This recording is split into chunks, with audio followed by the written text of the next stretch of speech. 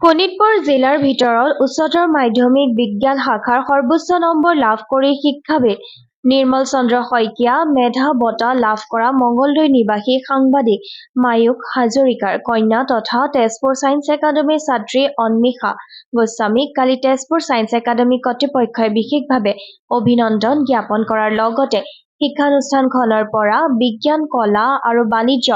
তিনিওটা শাখাতে star number লাভ কৰিবলৈ সক্ষম হোৱা ৯১ গৰাকী শিক্ষাৰ্থীকো বিশেষভাৱে অভিনন্দন জ্ঞাপন কৰে। উল্লেখ্য যে তেজপুৰৰ একাংশ বিশিষ্ট শিক্ষানুৰাগীৰ প্ৰচেষ্টাত গঢ় লৈ উঠা আৰু বিগত সময়ত শৈক্ষিক ক্ষেত্ৰত ঈৰ্ষণীয় কৃতিত্বৰ পৰিচয় দিবলৈ সক্ষম হোৱা তেজপুৰ ছায়েন্স একাডেমীয়ে কালি একেটা অনুষ্ঠানতে ২০২৩-২৪ বৰ্ষত উচ্চতৰ মাধ্যমিক চূড়ান্ত পৰীক্ষাত গণিত বিষয়ত সৰ্বোচ্চ নম্বৰ লাভ কৰা মিলন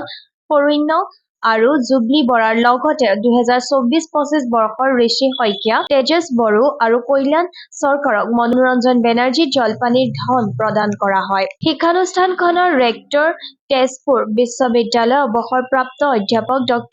মানৱেন্দ্ৰ ভূঞাৰ পৰিচালনাত অধ্যক্ষ সুৰঞ্জনা শৰ্মা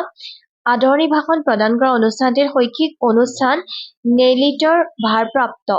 কেন্দ্ৰ বিষয়া প্ৰাণকৃষ্ণ তামুলী, দৰং মহাবিদ্যালয়ৰ অধ্যক্ষ ড পৰশমণি শইকীয়া, শিক্ষাবিদ মনোৰঞ্জন বেনাৰ্জী, সহধৰ্মিনী ৰীণা ভট্টাচাৰ্য আৰু পৰিচালনা সমিতিৰ সভাপতি সৌৰভ ৰোথা উপস্থিত থাকি শিক্ষাৰ্থীসকলক অভিনন্দন জ্ঞাপন কৰে।